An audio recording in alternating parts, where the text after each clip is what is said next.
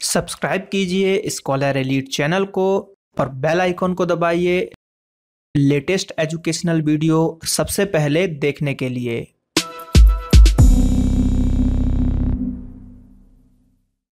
Hello friends, finally आप लोगों के लिए मैं वीडियो बना पाया।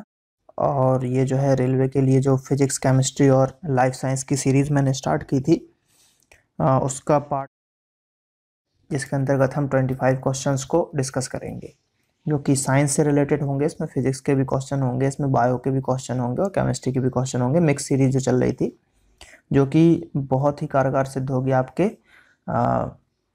जो रेलवे का एग्ज़ाम होगा उसके लिए। तो चलिए शुरू करते हैं।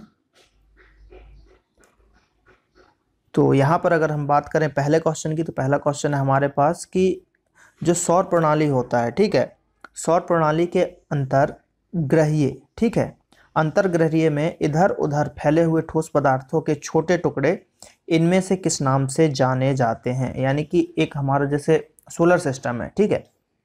अब सोलर सिस्टम में क्या होता है कि बहुत सारे चीज़ हैं हमारे, जैसे इसमें ऑप्शन में देखिए क्षुद्र ग्रह हैं, उल्का पिंड है, धूमकेतु है, उपग्रह, सभी सोलर सिस्टम का हिस्सा है। लेकिन इसमें पूछ रहा है कि जो इधर उधर फैले रहते हैं ठोस पदार्थों के टुकड़े, तो उनको क्या कहते हैं। तो उनको हम कहते हैं, यहाँ पर बात करें तो उल्का पिंड। क्या कहते हैं? तो करेक्ट जो आंसर है यहाँ पर, आंसर है उल्का पिंड। अगले प्रश्न की बात करते हैं। तो अगला प्रश्न हमारे पास कि विभिन्न तारों के, ठीक है, विभिन्न तारों के भिन्न भिन्न रंग निम्नलिखित में से किसमें विचलन के कारण होता है। यानी कि जो तारे हैं, हम आसमान में देखते हैं, कई तारे हमको बहुत ब्राइट दिखते हैं और कई बिल्कुल हल्के से दिखाई देते हैं। तो वो मेनली पूछा जा रहा है कि किस कारण से होता है, किसमें विचलन के कारण से होता है, किस चीज में वेरिएशन होता है। तो ऑप्शन है हमारे पास दबाव, तापमान, दबाव और तापमान और सतह प्रतिक्रिया। तो इसका जो आंसर है, इसका आंसर है यहाँ पर तापमान। टेम्परेचर में जो वेरिएशन होता है, जिस कारण से तारे हमको टिमटिमाते हुए और ये सब इस तरीके से उनके कलर सब डिफरेंस दिखाई देते हैं। अगला प्रश्न है हमारे पास कि पानी का प्रयोग कारों, बसों, ट्रकों के इंजन को ठंडा करने के लिए किया जाता है। ऐसा इसलिए किया जाता है क्योंकि पानी का क्या निम्न विशिष्ट ताप होता है या उच्च विशिष्ट ताप होता है, निम्न श्यानता होती है या उच्च श्यानता होती है। तो देखिए, तो पानी की जो स्पेसिफिक हीट होती है वो क्या होती है, उच्च होती है, हाई स्पेसिफिक हीट होती है, जिस कारण से कार, बस, ट्रक, आजकल तो खैर पानी की जगह कूलेंट का यूज किया जाता है, लेकिन अगर पहले की बात करें तो पहले हम पानी का ही यूज करते थे। तो मेनली आजकल अगर बात करें तो कूलेंट का यूज होता है, लेकिन यहाँ पर किस लिए यूज किया जाता था, क्योंकि हाई स्पेसिफिक हीट जो है पानी की बहुत ज्यादा होती है। अगला प्रश्न है वाहन की गति की माप करने के लिए किस उपकरण का उपयोग किया जाता है। ठीक है, आपको स्पीड मेजर करना है तो देखिए स्ट्रेबोस्कोप, जो है स्ट्रेयोस्कोप या स्पीडोमीटर या टैगोमीटर। तो आपको देखिए इसमें से अलग ही दिख रहा होगा कि स्पीड नापने के लिए हम स्पीडोमीटर का यूज करेंगे। अगला प्रश्न है हमारे पास कि सैपोनिफिकेशन, ठीक है, सैपोनिफिकेशन प्रक्रिया कौन सा अल्कोहल प्राप्त किया जाता है। यानी कि अगर इस प्रोसेस को हम यूज करते हैं और इस प्रोसेस के थ्रू हम कोई अल्कोहल बना रहे हैं, तो किस प्रकार का या कौन सा अल्कोहल हमको मिलेगा। ठीक है, ऑप्शन है हमारे पास ईस्टर, ग्लाइसेरॉल या फिर एसीटोन या फिर मोर्टार। तो यहां पर जो हमको मिलेगा अल्कोहल वो मिलेगा ग्लाइसेरोल। क्या मिलेगा? ग्लाइसेरोल मिलेगा। बहुत इंपॉर्टेंट क्वेश्चन है, इसको आपको याद रखना है। अगले प्रश्न की बात करते हैं। अगला प्रश्न हमारे पास कि विटामिन B1 का रासायनिक नाम क्या है। विटामिन B1 का रासायनिक नाम क्या है? ऑप्शन है रेटिनोल या फिर रिबोफ्लाविन, ठीक है, राइबोफ्लाविन। क्या हिंदी इंग्लिश में दोनों में डिफरेंस हो जाता है, तो जिस कारण से पढ़ने में कभी कभी प्रॉब्लम हो जाती है। फिर है हमारे पास थाइमिन और फिर है एस्कॉर्बिक एसिड। तो देखिए यहां पर B1 की बात करें तो B1 का जो आंसर होगा, B1 का आंसर होगा यहाँ पर थाइमिन। क्या होगा आंसर? थाइमिन होगा। और जो एस्कॉर्बिक एसिड है उसको हम C को बोलते हैं, और जो सेकंड नंबर वाला है राइबोफ्लाविन, ये हम विटामिन K को बोलते हैं। ठीक है, और आपका प्रश्न है यहाँ पर आज का कि जो रेटिनोल है या रेटिनॉल जिसको हम पढ़ते हैं, ऑप्शन नंबर A फर्स्ट वाला, वो किस विटामिन का रासायनिक नाम है। तो 3 के मैंने बता दिया, आपको पहले वाले का कमेंट करके बताना है। ज़्यादा से ज़्यादा कमेंट करके बताइए। जैसे कि एक हमारी टीम के द्वारा अपलोड किया गया था वीडियो, जिसमें डाला गया था कि मेरी तबीयत कुछ ठीक नहीं है। जी हाँ, मेरा स्वास्थ्य उतना अच्छा नहीं था कुछ दिनों से, जिस कारण से मैं मेरे स्वास्थ्य खराब होने के कारण बीच में बहुत सारी चीज़ें हो गई। पटवारी का रिजल्ट भी आ गया, उसके बारे में मैं कुछ अपडेट आप लोगों को नहीं दे पाया। कट ऑफ वगैरह भी बहुत हाई गया है, लिस्ट मैंने देखी है, तो बहुत सारी चीज़ें इस बीच में हुई हैं। तो कोई दिक्कत नहीं, अब मैं रिकवर कर रहा हूँ धीरे धीरे, और आप लोगों के लिए वीडियोस भी लगभग एक वीडियो डेली डालने की कोशिश करूँगा मैं। और तो जैसे उस वीडियो पे आप लोगों ने बहुत सारे कमेंट किए थे, तो ऐसे ही इस वीडियो पे भी कमेंट आने चाहिए कि विटामिन जो पूछा है मैंने, रेटिनॉल किसका नाम है, वो उसका कमेंट कीजिएगा। चलिए बात करते हैं अगले प्रश्न की। तो अगला प्रश्न है कि निम्नलिखित में से क्या सोल्डर का मिश्र धातु है। अब देखिए, सोल्डर का मिश्र धातु यानी कि जो सोल्डिंग के लिए सोल्डिंग वायर यूज किया जाता है, जैसे कि आपने इलेक्ट्रॉनिक्स वगैरह में देखा होगा, चिप पे जो है हम सोल्डिंग करते हैं, जिसको अगर नॉर्मल भाषा में बात करें तो कइया कइया बोलते हैं कि यार कइया ले आओ, कइया को गर्म करते हैं और इससे हम इसको कर देंगे। तो उसमें जो धातु यूज हो जाती है, जो वायर होता है सोल्डिंग वायर, वो किसका मिश्रण होता है। ऑप्शन है टिन और लेड, लोहा और निकल, कॉपर और जिंक, या कॉपर और टिन। तो इसका आंसर है टिन और लेड। वो टिन और लेड का मिश्रण होता है, जिसको हम रांगा भी बोलते हैं बोलचाल की भाषा में। तो इसको याद रखना है, टिन और लेड होता है, क्योंकि उसका गलनांक बहुत कम होता है, जल्दी पिघल जाता है, और जिस कारण से हम सोल्डिंग में इसको यूज कर लेते हैं।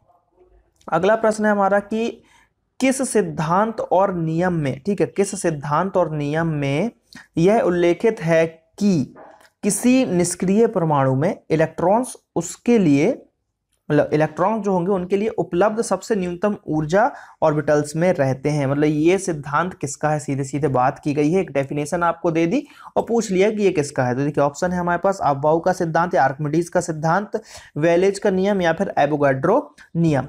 तो इसका जो आंसर है वो आंसर है आपका पहला वाला। देखिए इलेक्ट्रॉन्स के लिए अफबाऊ का ही बताया गया कि किसमें किस क्लास में कहां पर कौन कौन सी चीजें यहां पर रहेंगी। बाकी आर्किमिडीज ने तैरने का सिद्धांत दिया था, एवोगाड्रो संख्या है, ये सब चीजें यहाँ पर, बॉयलिस का भी लॉ है यहाँ पर, है ना। लेकिन अफबाऊ का जो है वो 2s2p ये वाली चीजें जो है बताई गई थी। अगला प्रश्न यहाँ पर कि अयस्क के संकेंद्रण की विधि, ठीक है, अयस्क के संकेंद्रण की विधि जो अयस्क तथा अशुद्धियों के बीच में अंतर का प्रयोग करती है, उसे क्या कहा जाता है।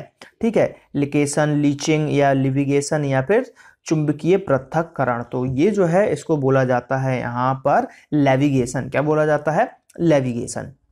अगला प्रश्न है हमारे पास कि वोल्टेज, ठीक है, सॉरी, वेजिटेबल जो होता है, वेजिटेबल ऑयल यानी वनस्पति तेल, ठीक है, बनाने के लिए कौन सी गैस का प्रयोग किया जाता है। बहुत ही फेमस क्वेश्चन है, रेलवे, एसएससी, व्यापम, सभी का।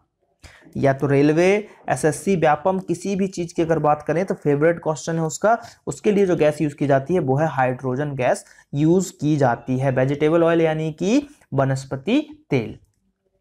अगला प्रश्न है इनमें से किसके कारण टेटनस, यानी कि टेटनस जो है जिसको हम लॉक बीमारी भी बोलते हैं, बून लॉक, तो किसके कारण से होता है। तो इसका जो आंसर है, इसका आंसर है आपका पहला वाला, क्लोस्ट्रीडियम टेटेनी। नाम में ही टेटेनी है इसलिए टेटनस। आपको अब आज का सेकंड क्वेश्चन ये है कि आपको बताना ये है कि टेटनस जो है बैक्टीरिया से होता है, वायरस से होता है, फंगी से होता है, या मतलब किस चीज से होता है, आपको ये बताना है। ठीक है, सेकंड क्वेश्चन है कि टेटनस जो है वायरस से होता है कि बैक्टीरिया से होता है, किससे होता है, ये कमेंट करके आपको बताना है।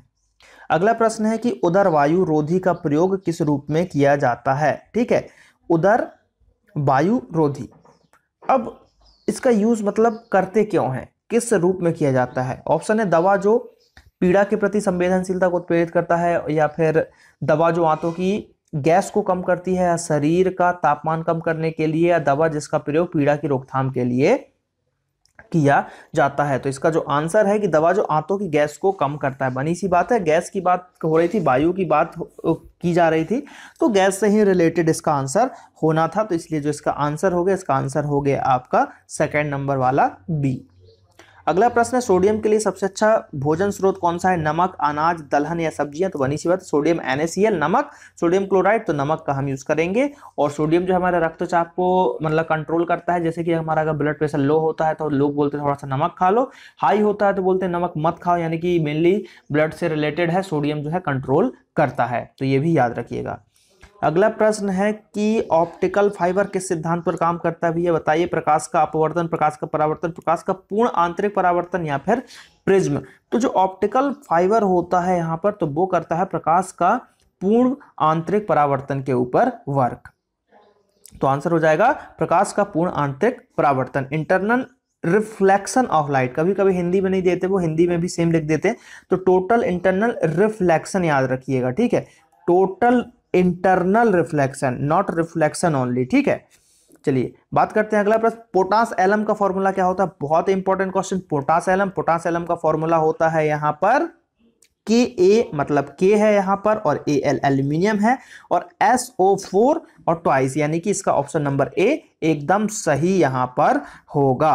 अगले प्रश्न की बात करते हैं, तो अगला प्रश्न है यहां पर हमारे पास सॉफ्ट रेंज शीतल किरणें, ठीक है, सॉफ्ट रेंज या फिर शीतल किरणें, इनमें से कौन से मदों का पता लगाने के लिए यहां पर किया जाता है, मतलब किस चीज को डिटेक्ट करने के लिए यूज की जाती है? तो जो की जाती है यूज की असली सिक्कों से खोटे सिक्कों को, यानी कि सिक्कों की पहचान करने के लिए इस चीज का यूज किया जाता है। सॉफ्ट रेज, बहुत इंपॉर्टेंट प्रश्न, कुछ नया सीखने को आज आपको मिल रहा होगा कि सॉफ्ट रेज का यूज किस चीज में किया जाता है। तो असली सिक्कों के खोटे सिक्कों, मतलब असली जो सिक्के होते हैं उनसे पहचान करने के लिए कि कौन सा असली सिक्का है, कौन सा नकली सिक्का है।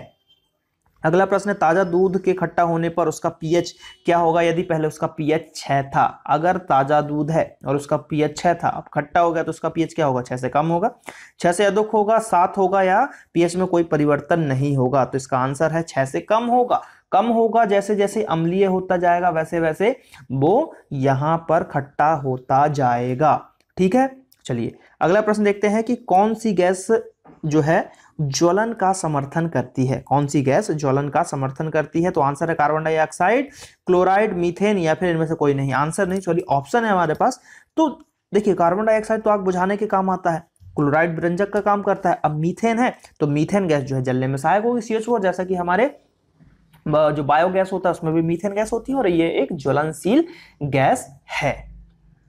अगला प्रश्न, नाभिक की द्रव्यमान संख्या क्या है? उसके आणविक संख्या में हमेशा कम, उस नाभिक में मौजूद प्रोटॉन और न्यूट्रॉन की संख्या, या उसकी आणविक संख्या से हमेशा अधिक, या फिर एक अंश? तो इसका जो आंसर है यहाँ पर बी वाला, जो नाभिक में प्रोटॉन और न्यूट्रॉन होते हैं उन दोनों की संख्याओं को मिलाकर हम नाभिक का द्रव्यमान बता सकते हैं। अगला प्रश्न है कि चुंबकीय, इलेक्ट्रोस्टैटिक, ठीक है, और गुरुत्वाकर्षण बल किस श्रेणी के अंतर्गत आते हैं? तो ये जो आते हैं ये आते हैं गैर संपर्क बल में। देखिए बिना संपर्क के भी गुरुत्वाकर्षण काम करता है, ये सब चीजें यहां पर होती रहती हैं।